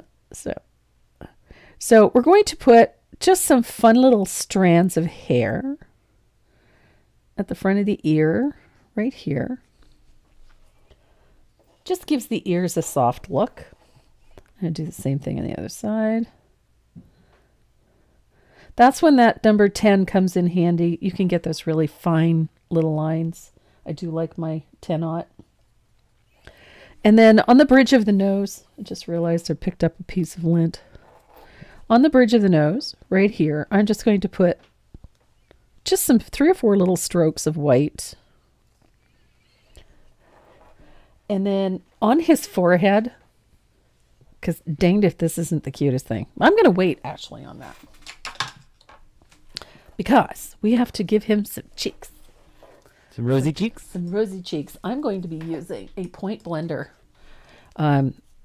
I've got a couple of different sizes. I'm going to use the small one for the top of the head into some smaller areas, but I'm going to use this medium point blender for the cheeks. And we're going to pick up a little bit of country red, and I'm going to blend that on my palette.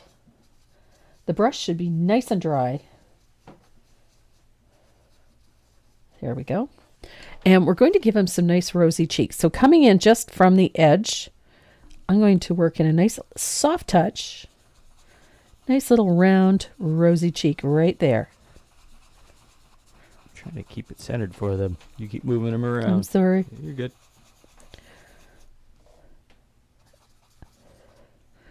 And then I'm going to do the same thing here. I'm coming away from the edge of the cheek a little. I want to keep them nice and rosy because we need room for a little bit of a highlight in there. I love these rosy cheeks. Pigs are often pictured happy in spite of their upcoming demise. Yeah, that is quite true. Have you ever seen a pig when it gets food? Yeah, happy? There's a reason why they say happy or not. They're so happy. And you can see it on their face. Yep. They're very expressive animals. Dot when she gets her drink. She looks like the happiest creature on the planet.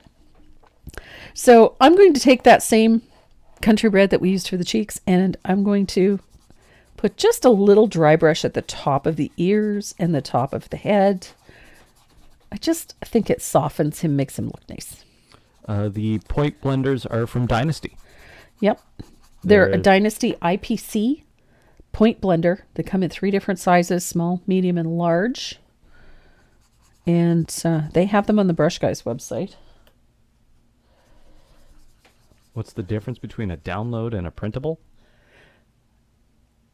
Nothing?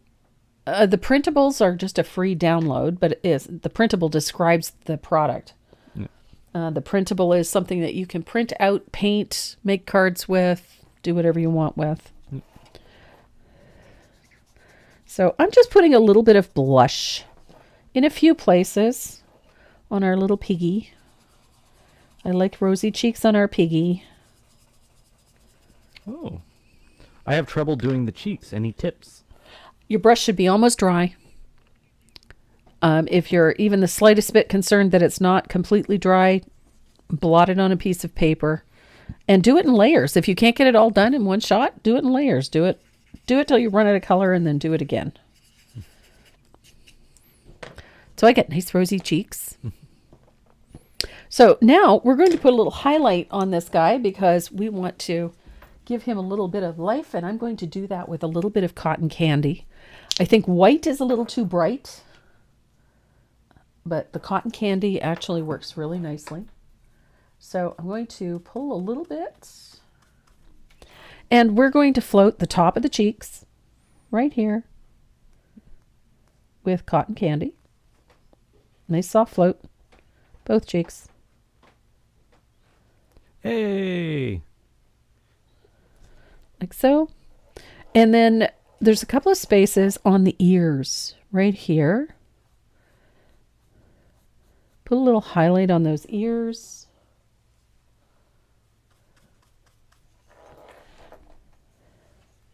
I just like that little highlight. It just makes him stand out nicely.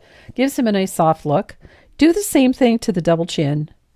Little highlight opposite that shadow. Remember the little shadows that we put in?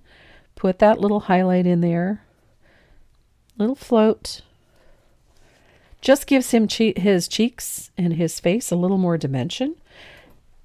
Do the same thing right here to this little double chin here. It's a nice soft float.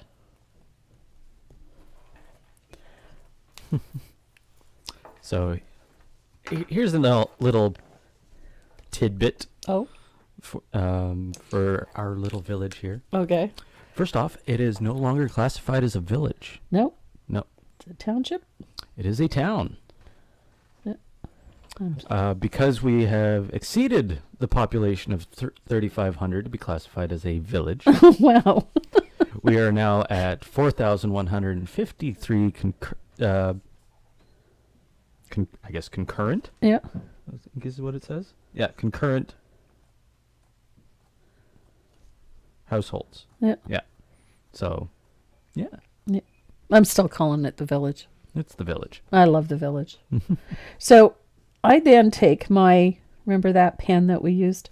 I like adding a few little details, little sketchy details here and there. It just adds a little more dimension, a little more texture to our little guy. I like to sketchy little line above the nose and on the cheek and around the mouth. It just gives him a sort of a hand-drawn appearance. Doesn't have to be anything heavy or solid, just a little line, little detail here and there. And there is our little piglet. So we have a few more little highlights to do. A little bit of thin warm white. Because I like my little piglet. I'm going to put a little highlight at the top of that. The black on the nose. Just a little stroke of white.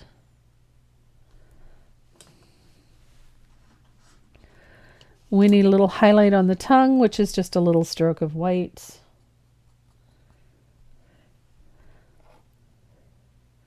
And I think The last thing we're going to do is we're going to give this guy a little bit of character. I love this part. He needs to have that little curly Q right there in the center of his forehead. And there we have our little piglet. Super easy, super fun. I think I'm going to put a little highlight on the top of his cheek. Just a little dot of white right there. Right there. Oops. Yep. So we have a nice little dot, little highlight. Now, when I painted this guy, I took that pink over onto the edge too. Now, you could certainly just glue that down to that surface. This is what I've done. I had a whole bunch of these little bits and bobs that were just kicking around in the studio. And I stacked up a bunch till I got about 1/4 of an inch thick. But the first one I did, I actually did with a little wooden button, and it worked very well. So I'm going to have to zoom out of here. Get my glue. So got my glue. I am going to spatter this little guy though, because he's got to match the background. So little bit of asphaltum to spatter him so he matches the background. And I'll rinse the brush, and then I'll give him a little bit of warm white.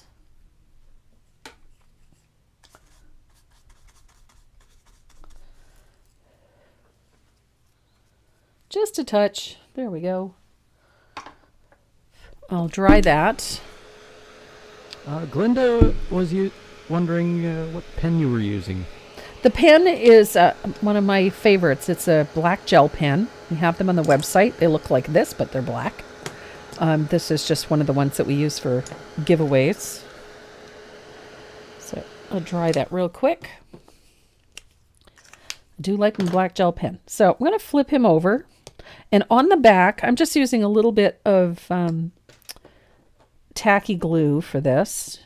You could use whatever glue you prefer. You could even use a glue gun if you like. I just prefer using this tacky glue. And then I just glued that little stack of wood bits or the button to the back of the pig. And then I add a little bit of glue to the stack. You don't need a ton. Now, ideally, take this out to the garage, give it a quick spray with some matte spray and varnish it, and then put them together after the fact. So I've got my tacky glue on. So I'm just going to position my pig. I want to be able to see the lettering. And I want him to look kind of jaunty and happy. So just like that. And then you can set him aside to dry. And that tacky glue sets up very, very quickly. So within 10 or 15 minutes, and then leave it overnight to dry solid. So there he is. There's our little pig.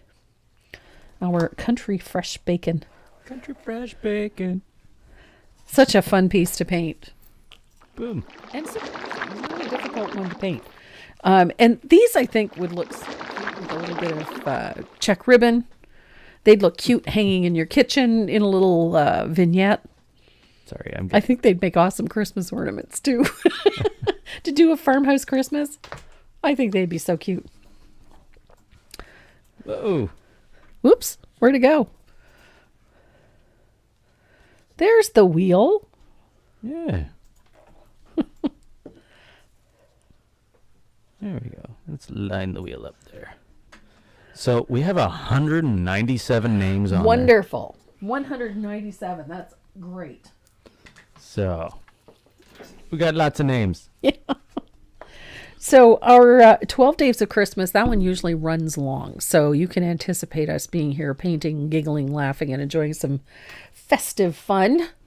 On December 3rd, we have a ton of giveaways. I can't even begin to tell you how many giveaways we've got back there. It's insane. So we have a ton of stuff to give away from some really incredibly supportive suppliers. Sheila Landry at Toll Painting Designs. We have 5 beautiful kits from her. 5. She's been insanely generous. So we have 5 beautiful kits from tollpaintingdesigns.com. We have a water marbling kit from Decor to give away. We have Dynasty brushes to give away. We have surfaces and kits from Southern Ridge Trading. We have stamps from Stampendous. We have stencils from Cupboard Distributing. We have surfaces from Cupboard Distributing. We have so much stuff. It's exciting. So we have somebody's going to be getting some early Christmas presents, hopefully. Yes. Depending on how good Canada Post is at this time of the year. But can I spin? You can spin. Go right ahead. I'm spinning. So, yeah. And the pattern for that, the project is a triptych. It's a big one. It's a big pattern. That's why it's taking me a while. So it's a big pattern. There's 3 pieces involved in it. Each one can be painted independently. What? Mary Galliardo. Awesomeness. Mary. Wonderful. So it's a unique piece. The nice part is that you don't have to paint all 3 pieces. They will all be independent of each other, but they do look really great all together. So I've given you a sneak peek on the centerpiece. I still have to finish off the last of the 2 pieces that go on the outside, but I think you guys are going to like it. I like it. I think it's really pretty. So that will be December 3rd. Gonna give it a shuffle. Boop, boop, boop. And here we go. Another, let's see. Holy smokes, you can barely tell. That wheel is jammed. Yeah. Yeah. A lot of names. Thank you, Gwen. I do think he's adorable. I'm really quite partial to my little piggy. I'm really loving the bee, too. And Gail Cummins. Nice. Gail Cummins. So, Mary, I know I have your shipping information. Gail, I know I have your shipping information, too. So, don't worry about that. I know we have that in our server. Because they've shopped. Because they've shopped. We do recognize names. Well, we do, because we have you guys have been really great. Sandy Burton. Hi, Sandy. Didn't see you pop in. And Suzanne Braun.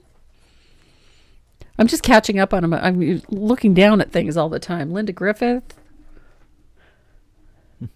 It will be available on November 1st. Oh. the Piggy? The 12 Days of Christmas. Oh, pattern. The pattern will be available November 1st. Jenny Mullins. Hi, Jenny. Jenny. By Jenny. Jenny Mullins.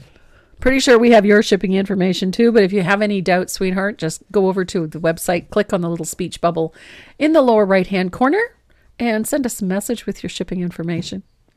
Jenny Mullins. But I'm pretty sure we have. I recognize that name. So those are 3 names. That's awesome. So we have 3 winners. We had fun painting a cute little pig. I had fun painting a cute little pig. I don't know about you guys, but I had fun. I've painted him like 4 times already, and I love it. He is fun to paint. Coming up, I will post next Saturday. Not next Saturday. I will post the video for next Saturday's live. It will go up on YouTube for Saturday at 12 noon Eastern Standard Time, just like always. I am teaching for Art Waves next week, this coming week. I have 3 classes, and we also have a live on November 1st. So you can check out some demos with some of the artists that are teaching on Art Waves. So check that out. Go to the Art Waves live with Audrey, I believe is where we will be. It's on a Facebook page, Live with Audrey, or Audrey Live. I'm not sure which. I'm terrible for it. It's one of those. Check us out Tuesday night. We've got, Tuesday's November 1st, right? Yes. Tuesday is November 1st. Yes. My brain. COVID brain. brain. I have COVID brain. I'm just not hitting on all cylinders today. Tara, now I have to go cook some bacon. Yes. Don't forget to paint the sign too. So just keep an eye peeled out for next Saturday. Renee is probably working at the gallery on Saturday. No? Okay. So he's taking a day off. I'm not. I'm going to be zooming. Going to be zooming all day Saturday. Next Saturday. Yeah. Not that I know of. Yeah. I'm could be teaching a subject Zoom to class on Saturday, so I'm excited about it. I am teaching one on Thursday as well, and another one on Wednesday and Tuesday. We're doing the live. So with the live with Audrey. So I'm excited about that, doing a demonstration on there using tissue paper for decoupage backgrounds. So that'll be a fun one. It's a quick demo that I'm doing on there. I hope everybody will enjoy. And then the 3 classes. So watch for your video on next Saturday. It'll be posted at our usual live time on the YouTube channel. Yes. So, and if you don't already follow me on YouTube, hit the subscribe button. We'd appreciate it. And on Facebook, please hit the share button. We love to have people come and join us.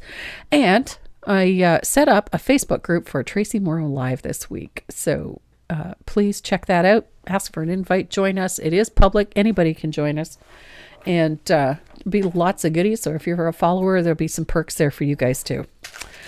So I think that is it for us today. Thanks again for joining us as you do every Saturday. We appreciate it and hope that we give you something fun to paint and lots of creative ideas. And had some laughs. And had a few laughs and talked about food and talked about puppers and whatnot.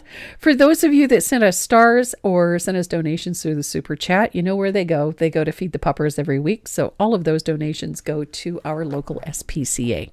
And we appreciate your help with that too. And in the meantime, thanks for joining us. We love you and please stay safe. Bye-bye.